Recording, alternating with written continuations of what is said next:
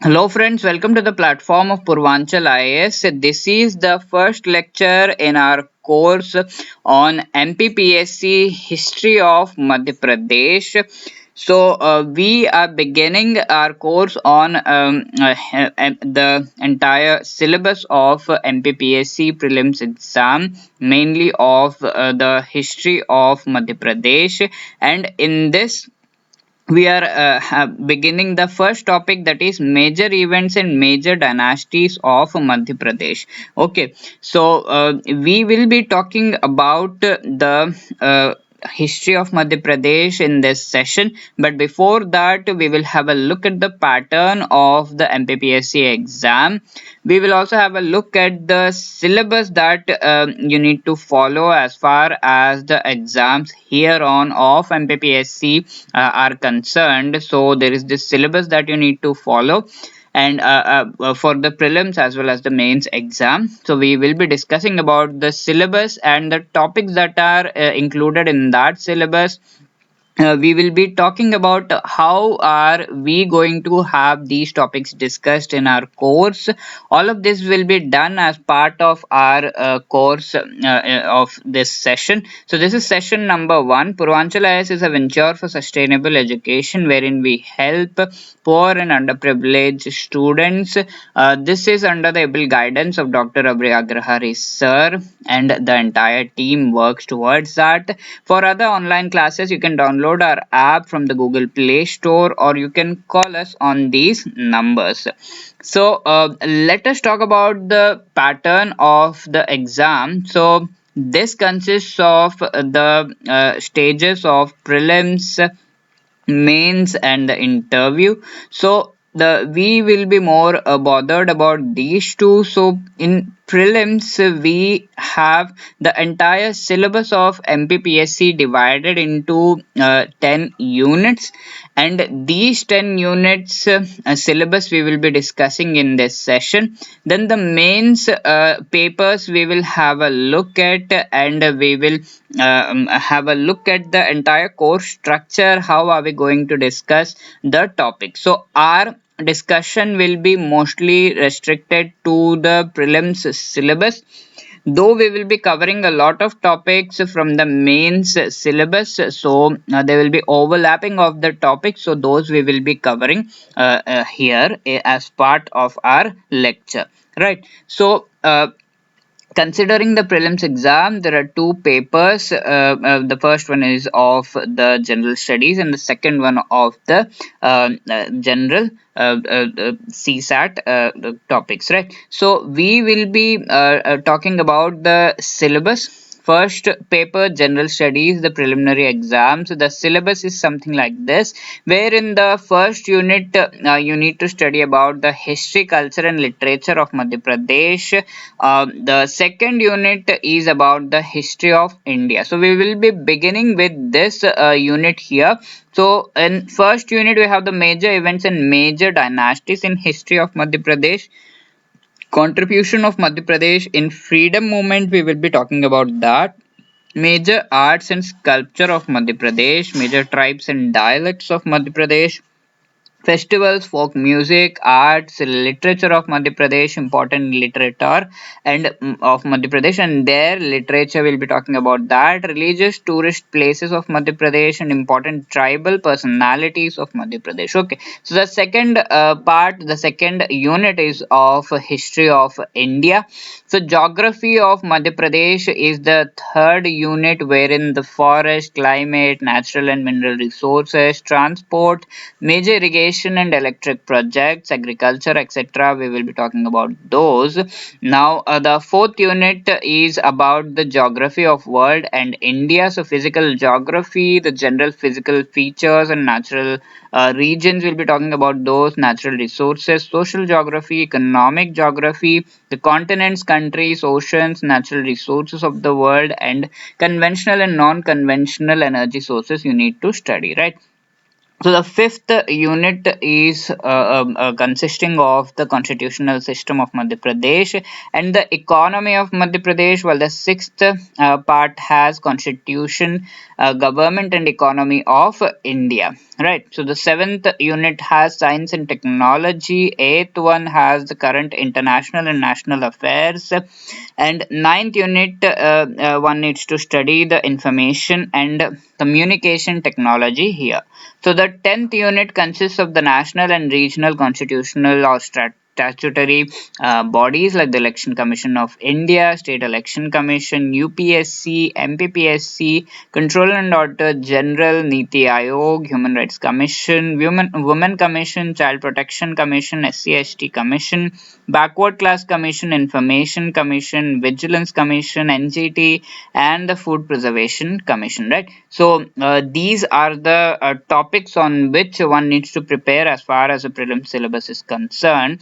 Now, the second paper, that is the general aptitude paper, that will be having the comprehension, interpersonal skill including communication skill, logical reasoning, decision making, general mental ability, basic numeracy, and Hindi language comprehension skill of class 10th level. Right. So these will be the part of the general aptitude test, and that is the syllabus of the prelims exam which you need to be preparing upon as far as the exams here on are concerned.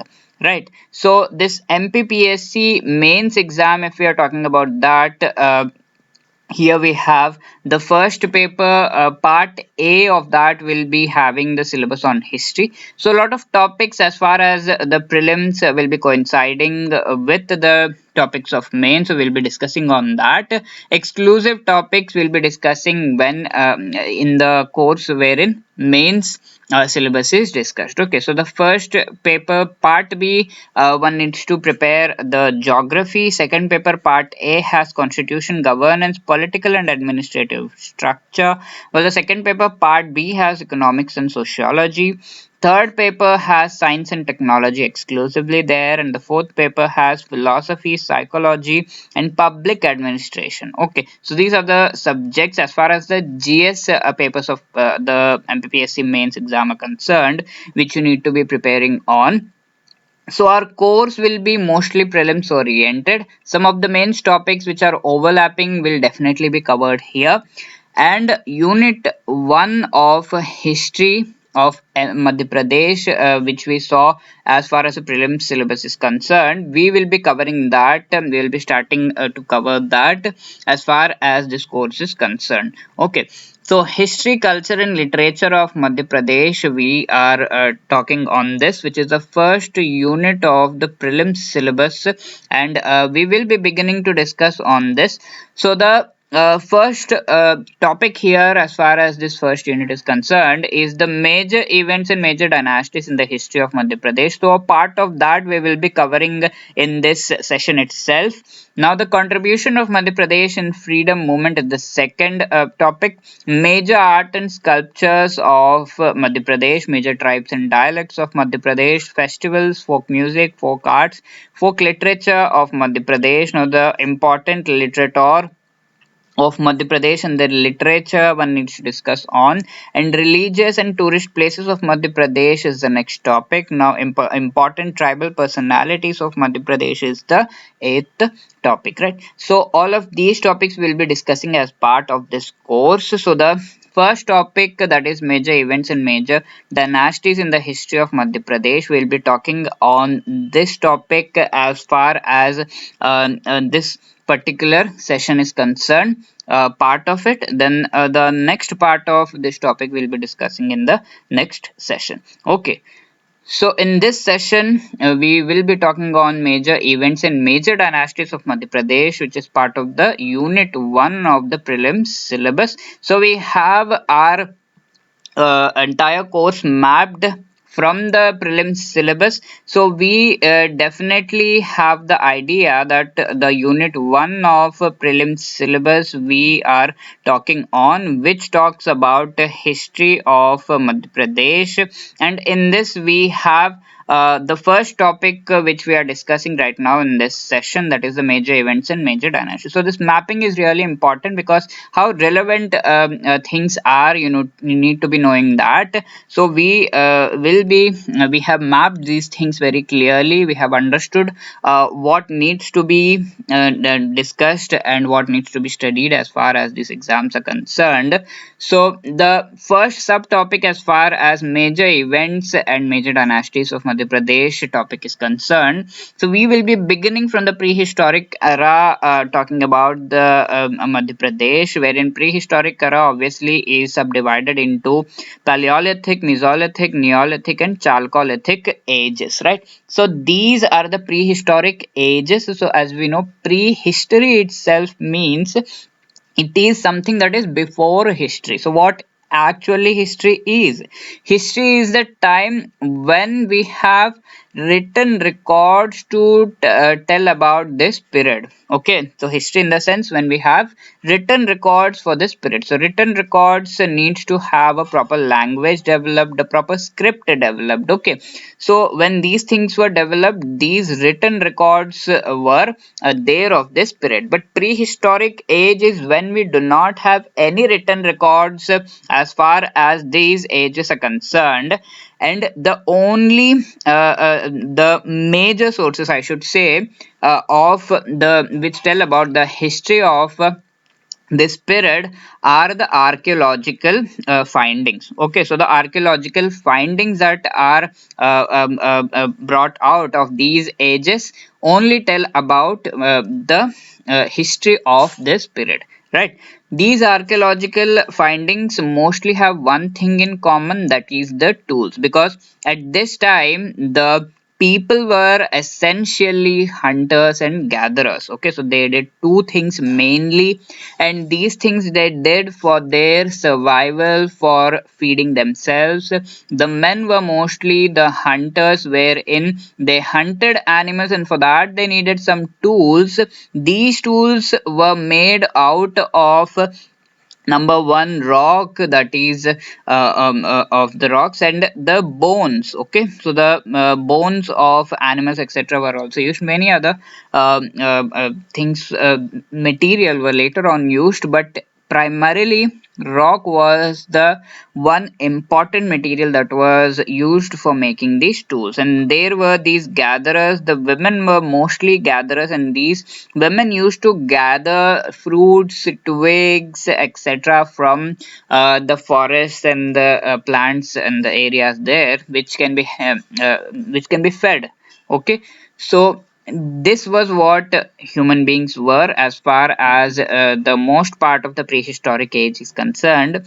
There are evidences of prehistoric age in Madhya Pradesh also, so we'll be talking on that and a few more distinguishing features of each of these eras we will be talking on. Then we'll move on to discuss about the ancient history of Madhya Pradesh, wherein we will talk about the Vedic age. So we'll begin a discussion on the Vedic age. We will be continuing part of that discussion in the next session, right? So let's begin our discussion on the prehistoric age. So Madhya Pradesh history, as we know, has been divided into prehistoric and ancient, historic, medieval, and modern historic ages. Like the history of India has been divided conventionally. So the initial stage obviously is the prehistoric age, which tells about the prehistoric times. So we know what prehistory itself is, wherein there are no written records which differentiates this age from the historic age where there are written records. Okay, so what are the other distinguishing characteristics of these ages are that people used to people used to strive for survival. Like animals strive for survival right now, people used to strive for survival back then. And stone tools for hunting were used, and these stone tools are the basic, we can say, the criteria on the basis of which This prehistoric age is further subdivided because there was this progression of the stone tools. Initially, these tools were very crude and large. Then the size of these tools reduced. Later on, the tools became more and more sharper and much better and precise. So, this variation in the stone tools is something that differentiates each of these subdivided eras of this prehistory, and this entire series of ages is known as the Stone Age or the Lithic Age. Okay, so this Lithic Age, again, as we have seen, is divided into the Paleolithic Age, the Mesolithic Age, that is the Middle Lithic Age, and the later Lithic Age, that is the Neolithic Age or the New Lithic Age. Okay, so as far as the sites of the Stone Age in entire Madhya Pradesh are concerned, we have Iran, Grahi Morela, then Kundam, and Jatkarak, Bhulue, Busiga, Munai, Artuji, Jabalpur, Damo, Nandgaon, Hata, or Hoshangabad. These areas are the major sites as far as the Stone Age history, or I should say the prehistoric age of Madhya Pradesh is concerned. So, talking about the Paleolithic age, which is the first age, which is the early prehistoric age, we can say the sites are in Namada Valley, Betwa, Hatnora, and hand axe is the stone tool that is the most important artifact that of this era was found. This was made up of this material called quartzite, and mostly in the valley of Betwa and Narmada Valley, these were found. Now, moving on to the next stage, that is the Mesolithic. So, Paleolithic crude tools. In Mesolithic, the tools were of smaller sized, and these were found in the Vindhya region 1667 AD. And other important sites of Madhya Pradesh of Mesolithic age are the Adamgarh, Chaturbhujnath, Nala, and Bhimbetka. Right. So, Neolithic age, it is characterized by the development of agriculture. So till here we were mostly hunters and gatherers, right? So this development of agriculture began in the late Mesolithic age, and in the Neolithic age it was totally almost developed, wherein agriculture it led to this practice of animal husbandry also. So just have a look at the changes that happened in the Paleolithic and early Mesolithic ages. People were mostly hunters and gatherers, and as we know, hunting and gathering obviously required people to move from one place to another, which meant they cannot have any permanent settlements. Mostly they were nomads. Okay, so hunting and gathering required these people to move from one place to another. Now this art of cultivation was something that they had learned, so they could plant these crops, and there were various reasons because of which they had to stay at that place. So this led to the development of settlements, right? So when these crops were planted, these people had to look at these crops so that they are not spoiled by other animals. Also, since these crops provided them food security, they didn't had to move anywhere else. They could have these domesticated animals at that area, at the same area, and that led to human settlements. Okay, so humans settled now. The other thing that happened, the first thing is they settled. The other thing that happened was initially in the early Paleolithic and early Mesolithic ages, people were mostly aiming for survival. That is, they had food for subsistence only. They could only feed themselves, their whole population. They had no surplus. They had no extra so that they could give to someone else, because they worked so hard hunting and gathering these. So they could not do that.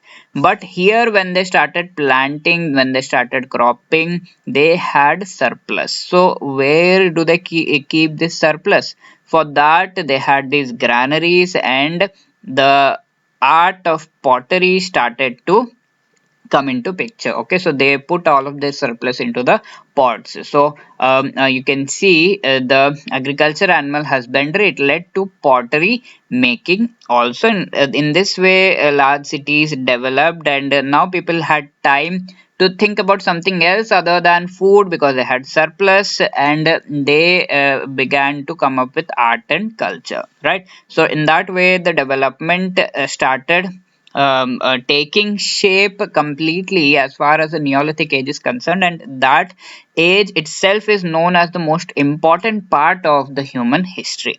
Okay, so this Neolithic age related site is Kunjun in the Siddhi district of Madhya Pradesh, right? So, Chalcolithic age, as the name suggests, Chalco means copper, and lithic, as we know, it means stone. So both the copper and stone were used. So the first metal to be discovered was copper. Both copper and stone were used for making various artifacts and things to be used. So pottery, copper bangles, axes, gemstones, all of these are found in Malwa, Kayata, and Navdoli regions of the western Madhya Pradesh. Also, plant settlement, wooden carts, red and black wares, and cultivation of wheat, pea, gram, rice. All of these are found from these sites. Okay, there were evidences of bull statues. So you can see bull statue and statue making in itself is something where you can say the development of art and culture began. Okay, so Malwa region, you can have these bull statues seen. Keep that in mind. And also copper culture is seen in the Iran region of Madhya Pradesh, right? So that was about the prehistoric age. Now moving on to the historic age, we will be beginning our discussion on this by discussing about the ancient history of Madhya Pradesh and the Vedic age, essentially, wherein the first mention should be of the Aryans. It is said that the Aryans arrived in the Panchnad region in India, but they also knew about the Narmada Valley and its territory. There also they were found, and Aryans crossed the Vindhyachal region to settle in MP.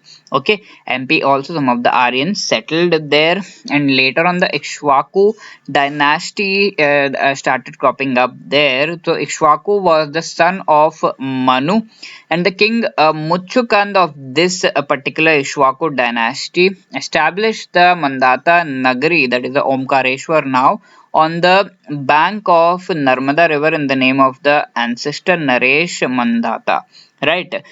So Ishwaku dynasty has a lot of link with Madhya Pradesh. Obviously, they also settled there. So Ramayana also has some mention of certain places of Madhya Pradesh. As per the Ramayana period, the Madhya Pradesh itself was covered mostly of forests, and these were called the Dandakaranya and Mahakantra. Then King Madhu, who was the contemporary of King Dasharath, reigned over this region, and Anushruti literature talks about Lord Rama spending a large part of his exile in this region of forest. Mahabharata also talks about the areas of Madhya Pradesh, wherein Maheshmati, Ujjain, Kuntalpur, and Viratpuri are described to be the major cities of Madhya Pradesh, which were part of the Mahabharata. Later on, the age of the Mahajanpadas came in. So these large cities were called Mahajanpadas around 600 BC. These were seen, and two of the biggest of Mahajanpadas, that is Avanti and Chedi, were the part of Madhya Pradesh. Avanti Mahajanpada was very huge, and it was divided into two parts by the Vindhya. So Avanti was so huge that it was divided into two parts by the Vindhyas, and the northern part had different capital, which was called the Ujjain or the Ujjaini. The southern part had different capital, which was called the Maheshmati. Right. So the Chedi Mahajanpada itself was an ancient kingdom which roughly fell in the Bundelkhand division now of Madhya Pradesh, and this was south of the river Yamuna along the river Ken, and its capital was Sukti Mati. So these two Mahajanpadas also had their origin in in their area of administration in Madhya Pradesh. So, according to Mahabharata, the Chedi kingdom was ruled by Shishupal, right? So, the mention of Mauryan dynasty in this place is also there. Chandragupta Maurya was the founder of the Mauryan dynasty, and he conquered Avanti and was called the Avanti Adhipati, right? Ashoka was appointed as the governor of Avanti Rashtra, and Ashoka himself married Mahadevi, the princess of Vidisha district, which is according to the Mahavansha. And Ashoka set up a pillar inscriptions at Sanchi to promote Buddhism. Not only at Sanchi, he also set up several stupas at Sanchi, Vidisha, Bhojpur, and Bharhut. Okay, four Ashokan edicts are also found in Madhya Pradesh region from the Rupnath, which is the present Jabalpur area, and Gurjara, Datia, Saromaro, that is Shardol, and Panguraria, which is the Sihor area of Madhya Pradesh. There you can find this Ashokan edicts. Okay, Gurjara and Rupnath edicts of Madhya Pradesh give information about Ashoka's rule. Also, in the Gurjara edicts, Ashoka was called Devanampiya Priyadarshan. Okay, so that Ashoka's name you cannot find in most of his edicts and pillar inscriptions. So mostly the Devanampiya Priyadarshan was the name that was mentioned there. In only a few of them there was Ashoka's name given. So Kunal was the provincial ruler of Ujjaini during Ashoka's period, and Ashoka himself sent Mahadev Stavit, the western Madhya Pradesh and Malwa region for Dhamma propagation. So, Dhamma propagation is the propagation of the idea of Ashoka, wherein he had the basis of the Dhamma from the Buddhist teachings, and he wanted to propagate that, and that happened in this way. Also, the edicts, the various pillar inscriptions, the pillars themselves were all for Dhamma propagation only. So during the Mauryan period, there were various places which were commercially really important. The Tripuri, Iran, Mahishmati, Besnagar, Avanti, Padmavati, and Bhagil are the important commercial places of that time.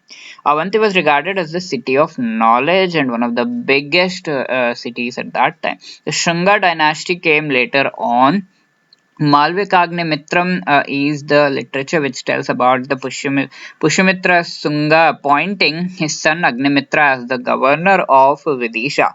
So, Indo-Greek king whose name was Antialcidas, he sent his agent Heliodorus to the court of Agnimitra. Heliodorus himself built this Garuda pillar in Vidisha district during the rule of Bhagbhadra the fifth, ruler of the Shunga dynasty, right? So sources of have also been found in the stupa building of the about the Shunga dynasty in Bharhut. Then Indo-Greek ruler Manender is also mentioned, and it is said that as he was the successor of Demetrius, Manender himself attacked on Madhya Pradesh, as his coins are found in the Balaghat district, and the next dynasty which took up was the Satavahana dynasty, 50 BC to 300 AD. So Satavahana dynasty, they have their origin in the Andhra region as far as the Puranas are concerned, and Satavahana king Satakarni himself conquered eastern Malwa. So parts of Madhya Pradesh were also conquered by the Satavahana dynasty, and eastern Malwa, as you can see that in the pillar inscription at Sanchi. And one of the most greatest Satavahana king was the Gautamiputra Satakarni, who defeated Shaka ruler of Ujjaini. Okay, because you can also find his coins in Ujjain, Tevar, and Tripuri areas.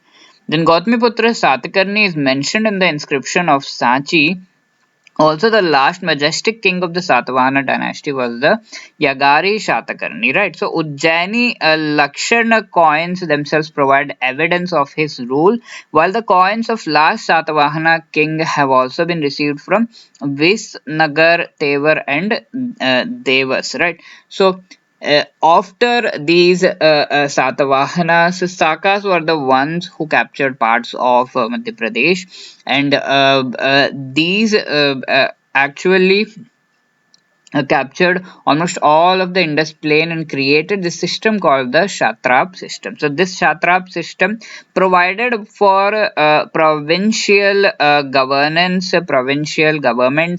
wherein in the provinces the place was divided into provinces and various we had these governors who ruled in these areas, and as that happened, this particular kind of system is known as the Shatrap system. So as we can see, there were governors who had these powers of administration, so that created two different dynasties, two different lineages of the Sakas, called the Shahrat dynasty and the Kudramak dynasty. So both of them have traces of areas occupied in Madhya Pradesh. So talking about the Sharahat dynasty, we can say that the most powerful ruler of this dynasty was Nehpan, and he was a contemporary of this Satavahana king, that is the Gautamiputra Satakarni. The Nasik inscription shows that Satakarni took away East Malwa and Avanti from Nehpan. Also, the Junagadh edict talks of Rudra Daman I. Rudra Daman himself was a person of the Kudramak dynasty, and this shows that he won the regions his father and Avanti by defeated Gautamiputra Satakarni and his successor, and whatever Gautamiputra Satakarni took from these dynastic rulers, he took them back. So, Rudradaman won the Kshatrapa of the Kudramak dynasty.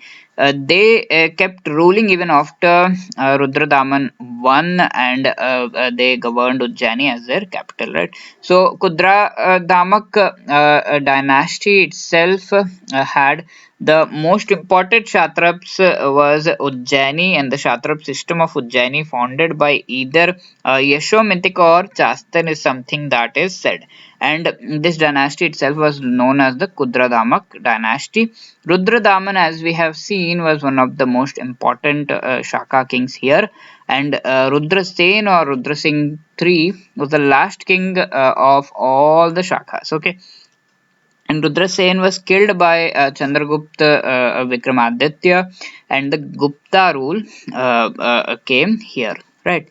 There were also Kushans who ruled parts of Madhya Pradesh, and they had their origin from the western part of China. There was a constant struggle against Shakas or Bhurshiv with the Kushans, and Kushan King Vasudev's coins are found at Tevar, which is near Jabalpur right now, and Vishishka or the during the rule of Vishishka, Madhukar built a large idol of Lord Buddha. Okay, so Kushan inscriptions, Sanchi inscription of Kanishka, and two other sculptures are the most important pieces of historic evidence of this Kushans being in this area. Then there were also tribes which arrived here. The Malwa tribe inhabited originally in Punjab, migrated to this Malwa area in 200 to 300 AD. They had, even though they were tribes, they had coins and a republic type of governance, so which was unique in them. Panini described them as Ayudha Jani, right? So later on, the Vakataka dynasty, who belonged to Deccan, started ruling parts of Madhya Pradesh, and Vidya Shakti was founded in Vidisha district. Okay, so this dynasty, Vakataka dynasty itself, was founded by Vidya Shakti in Vidisha district, and later on, Vakatakas themselves shifted to southern part of Narmada river, and their capital was called Vatsa Gulma. So, Pravarasena was one of the famous rulers of Vakataka dynasty. He married the Naga dynasty of Gwalior, so he had marriage relations into there. Although he had that, he called himself Samrat, and also he had various wars with the Naga kings. Inscription of Prithvi Sena II, who was the last ruler of Vakataka dynasty, those have been received from Balghat district. Okay, so later on the Gupta dynasty came in the 4th century AD, and 350 AD you have Chandragupta I, Samudragupta took over the Gupta reign, and he was ruling parts of Malwa. The Iran Saga district inscription talks about Samudragupta's rule. Also, the Prayag inscription tells that Samudragupta had this expedition towards the south, wherein he moved into the dense forest of Madhya Pradesh and occupied a large number of forest rulers or conquered their kingdoms. Okay, some of the coins from Vidisha district also have the name of Kanch. So Kanch is the other name of Samudragupta, and the Allahabad pillar edict of Samudragupta itself reveals that he has been a contributor to the history of Madhya Pradesh. Right. So the greatest king, Gupta king in this area, we can say was Chandragupta II, and he is called the Ujjaini king Vikramaditya. He ruined the Shakas in the Ujjain area completely, and so he is called the Shakari. Right. So first he made Vidisha his place, and later on he settled in Ujjain. Gupta paintings are also comparable to the paintings of Ajanta caves. These are mostly in the Bagh caves, and the Mandsaur inscriptions Kumaragupta is talked about here, wherein he is the governor of this area. And Indore, there is this copper inscription which talks about Skandagupta, who helped the guild of oil manufacturers in Madhya Pradesh with a grant in aid. So Iran inscription also gives information on on Bhanugupta, and the tribe of China, that is the Huns, later on attacked Madhya Pradesh, but they were defeated by Skandagupta. So this they again attacked under the leadership of Tora Mana, and Varaha idol inscription of the Sagar area. It itself depicts the presence of Torman in Madhya Pradesh. Coins carrying his title of Maharaja Raj are also collected.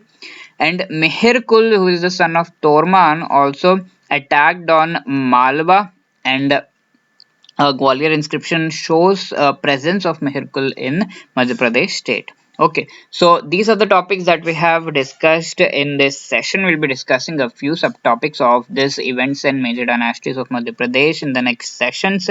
Thank you, all the best. I hope you have liked this session. For any other query, you can contact us on these numbers.